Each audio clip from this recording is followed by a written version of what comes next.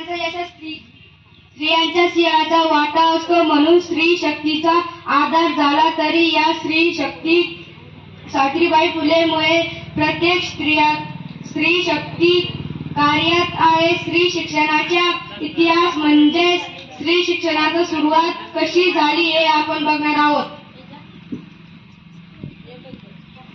सावित्री, हे बघ मी तुझ्यासाठी काय आणलंय. काय आहे ते? अगं असं काय करते, पुस्तके आहे, या पुस्तकातून वाचन कर. आता या वयात कसं वाटेल ते?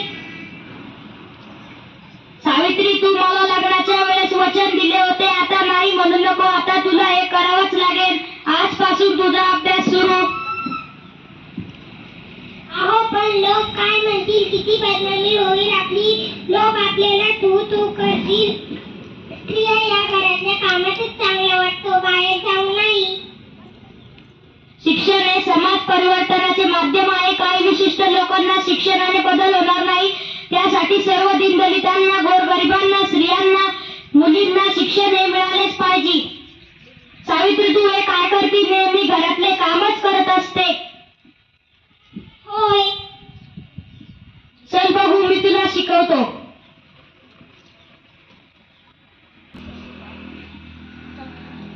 अननसाचं, आईचा, इमारतीचा लिंबूचा. हे बघा, मी सगळी मुळाक्षरे गिरवली. वा, छान छान. मी शिकते तर बाकी मुलींना पण शिकवायला पाहिजे. सावित्री, तू शिक्षणाचा विडा उचलला आहे, पण समाजात मुलींच्या शिक्षणाला परवानगी नाही. हो, पण आपल्याला शांत बसून चालणार नाही. आपण मुलींसाठी स्वतंत्र शाळा निर्माण करू.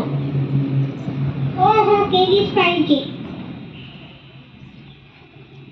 अरे, तुम्हाला माहित आहे का, सावित्रीबाई फुले आणि ज्योतिबा फुले यांनी शाळा सुरू करायची ठरवली.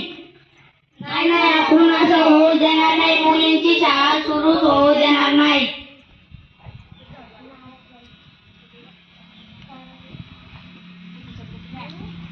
ताराबाई, चकूबाई, विजाबाई, सोनाबाई, आजपासून तुम्ही आणि तुमच्या मुलींनी शाळेत शिकायला यायचंय. नाही बाई, नाही, आम्ही नाही येणार. स्त्री पुरुष दोघेही समान असतात. पुरुषांना जसे शिक्षणाचे अधिकार आहे तसे स्त्रीला मिळालेच पाहिजे. आपल्याला जर स्त्रीला बदल घडवायचे असेल तर आपल्याला शिक्षण घेवावेच लागेल.